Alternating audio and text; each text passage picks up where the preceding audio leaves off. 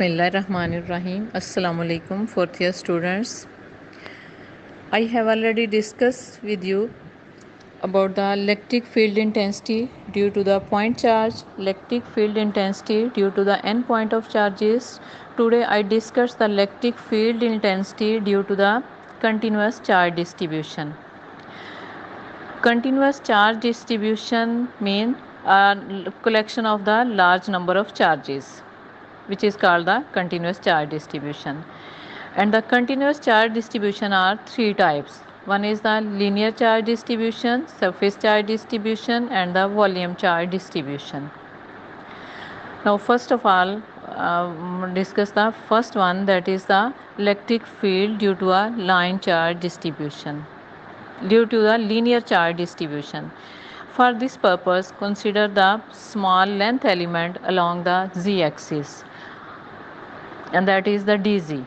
On this length element, the charge del q is uniformly distributed, and this charge per unit length is denoted by linear charge density. Linear charge density, that is equal to charge per unit length. Linear charge density is represented by lambda. Lambda is equal to dq over dz, and from here dq is equal to lambda dz. Now there is a p point which is at the distance r from the dz length element. At this point p, we have to calculate the electric intensity due to the linear charge distribution on the length element dz.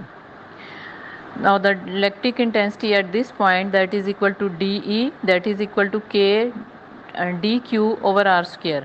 Now the putting the value of dq, that is this equation becomes k lambda dz over r square, and this is the electric intensity due to the small length element dz.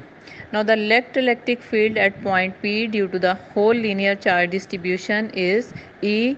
That is, for this purpose we integrate this equation, give above equation from dz to the whole length, and this E is equal to integral of k lambda dz over r square, that is equal to k lambda dz over integral of dz over r square. This is the electric intensity due to the linear surface charge density.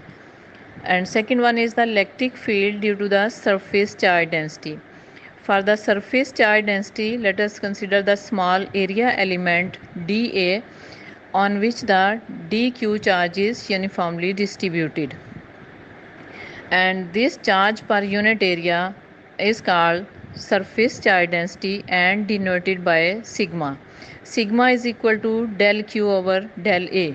From here del q, that is equal to sigma into dA.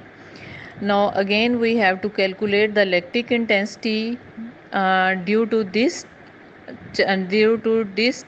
surface charge density sigma at the point P, which is at the distance r.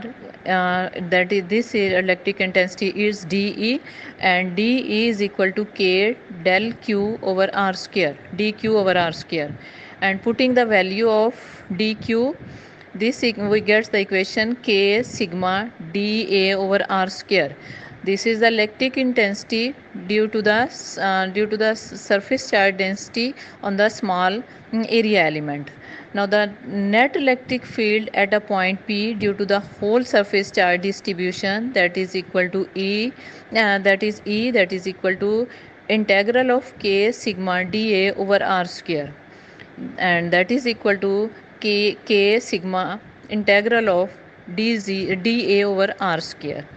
Now the third one, electric field due to the volume charge distribution.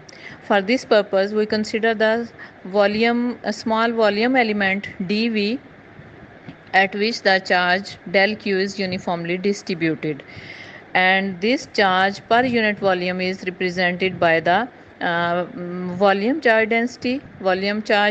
That is denoted by rho, and rho is equal to dq over dV, volume charge density.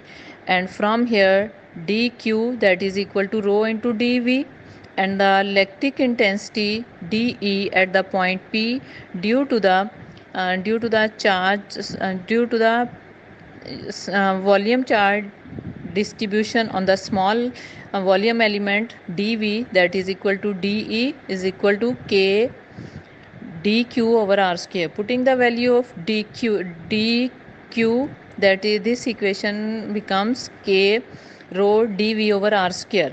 This is the lactic intensity due to the small area element dV. Now the net electric field at the P due to the whole surface charge distribution is E, that is equal to integral of K rho dV over r square, that is equal to K rho integral of dV over r square.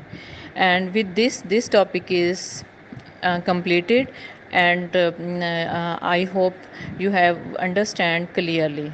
Thank you so much.